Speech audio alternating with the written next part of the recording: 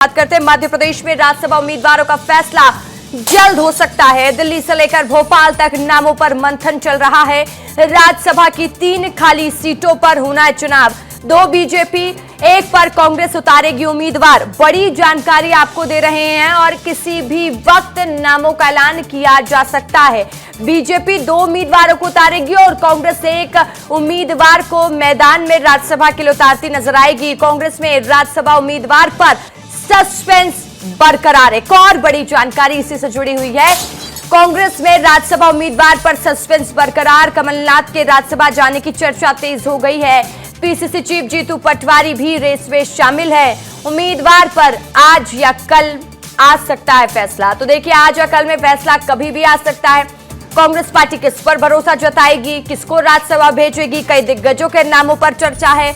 8 जून नामांकन की आखिरी तारीख है और देखिए आज है 3 जून। ये माना जा रहा है कि आज से कल तक में कांग्रेस पार्टी भी अपने उम्मीदवार का ऐलान कर देगी और बीजेपी भी अपने 2 उम्मीदवारों का ऐलान कर देगी। तीसरी जानकारी इसी से जुड़ी बड़ी खबर, राज्यसभा चुनाव पर एक और बड़ी खबर। बीजेपी ने भी उम्मीदवारों को लेकर चर्चा तेज कर दी है। दिल्ली दौरे पर आएंगे सीएम डॉक्टर मोहन यादव। दोपहर 4 बजे दिल्ली पहुंचेंगे मुख्यमंत्री। राज्यसभा उम्मीदवारों को लेकर चर्चा होगी। बीजेपी 2 सीटों पर उम्मीदवार उतारेगी। राज्यसभा चुनाव से पहले दौरा माना जा रहा है। बीजेपी के बड़े नेताओं से चर्चा हो सकती है। और इस खबर पर ज्यादा जानकारी के साथ न्यूज रूम से मध्य प्रदेश के ब्यूरो चीफ अंचल शुक्ला मेरे साथ लाइव जुड़ गए हैं। अंचल, देखिए, राज्यसभा चुनाव से जुड़ी हुई ये बड़ी अपडेट है। कांग्रेस पार्टी को 1 उम्मीदवार उतारना है, बीजेपी को 2 उम्मीदवार उतारना है, लेकिन कांग्रेस में कई दिग्गजों के नाम की चर्चा तेज हो गई है। तो वहीं बीजेपी में भी मंथन का दौर जारी है। कब तक नामों का ऐलान हो सकता है? अंचल, क्या सुबुगाहट?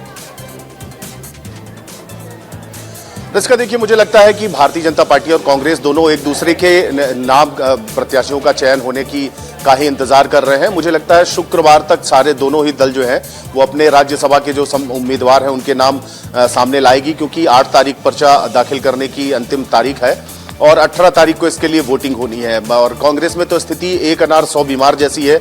कई नेता हैं जो रेस में हैं और इसमें सबसे पहला जो नाम है वो सज्जन वर्मा का आ रहा है। सज्जन वर्मा कमलनाथ खेमे से आते हैं। कमलनाथ का भी नाम हालांकि इसमें दबी जुबान लिया जा रहा है। दिग्विजय सिंह जो कि अभी इस सीट से राज्यसभा थे, तो वो भी कहीं ना कहीं आस लगाए बैठे हैं। और ऐसे में मीनाक्षी नटराजन का भी नाम महिला कोटे से निकल के आ रहा है। शोभा ओझा का भी नाम। तो कई ऐसे नाम हैं जिन पर चर्चा हो रही है। और भारतीय जनता पार्टी की अगर बात करें तो भारतीय जनता पार्टी में तो सारी चीजें शीर्ष नेतृत्व तय करता है। और अभी प्रदेश अध्यक्ष हेमंत खंडेलवाल राष्ट्रीय अध्यक्ष नितिन नवीन से मिलकर दिल्ली से वापस लौटे हैं और आज उनकी और मुख्यमंत्री की भी मुलाकात होनी है। और इसी वजह से मुख्यमंत्री का जो दौरा था दिल्ली का, आज जो कि सुबह 11 बजे था, वो शाम को 4 बजे कर दिया गया है। शाम को 4 बजे मुख्यमंत्री रवाना होंगे। इससे पहले वो हेमंत खंडेलवाल से मुलाकात करेंगे और जब वो दिल्ली पहुंचेंगे तो राज्यसभा के जो संभावित नाम हैं वो उन नामों पर भी चर्चा करेंगे। हो सकता है कि उनमें से एक नाम ऐसा है जो दिल्ली से आए, लेकिन सुमेर सिंह सोलंकी रिपीट किए जा सकते हैं, ऐसी भी बात चल रही है। अरविंद भदौरिया का भी नाम लिया जा रहा है। और एक नाम और निकलकर सामने आया, धीरज पटेरिया जबलपुर से आते हैं, इनका भी नाम निकल करके सामने आया है कि इन्हें भी राज्यसभा भेजा जा सकता है। इससे पहले 2 महिलाओं को मौका दिया गया था, लेकिन चूंकि भारतीय जनता पार्टी को 2 ही सीटों पर अपने प्रत्याशी उतारने हैं और अगर तीसरी सीट पर प्रत्याशी उतारती है भारतीय जनता पार्टी, तो निश्चित रूप से फिर कमलनाथ का नाम कांग्रेस सर्वसम्मत से आएगा, क्योंकि क्रॉस वोटिंग ना हो इसके लिए बहुत जरूरी है कि कोई बड़ा नेता जैसे कमलनाथ हैं, इनके नाम पे भी सहमति बन सकती है।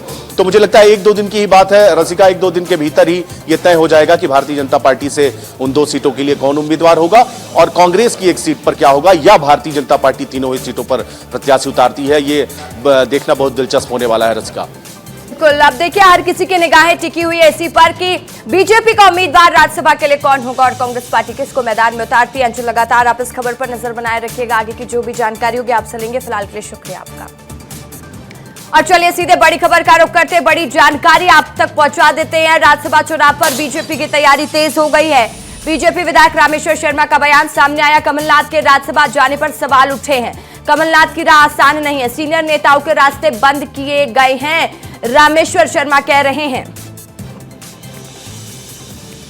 बड़ी जानकारी, बड़ी खबर राज्यसभा चुनाव को लेकर अब नेताओं की प्रतिक्रिया आने लगी है। बीजेपी विधायक रामेश्वर शर्मा का बयान सामने आया। कमलनाथ के राज्यसभा जाने पर सवाल उठे। कमलनाथ की राह आसान नहीं, सीनियर नेताओं के रास्ते बंद किए गए हैं।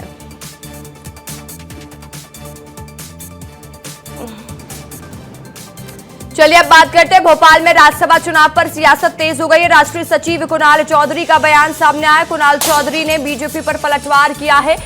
बीजेपी विधायक रामेश्वर शर्मा पर बयान दिया है। विधायक नफरत के अलावा कोई बयान नहीं देते, कांग्रेस की बजाय अपनी पार्टी में ध्यान देना चाहिए, कुणाल चौधरी कह रहे हैं।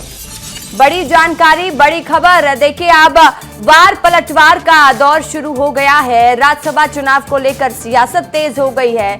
राष्ट्रीय सचिव कुणाल चौधरी का बयान सामने आया है। विधायक रामेश्वर शर्मा के बयान पर उन्होंने पलटवार किया है। विधायक नफरत के अलावा कोई बयान नहीं देते, कांग्रेस की बजाय अपनी पार्टी में ध्यान देना चाहिए।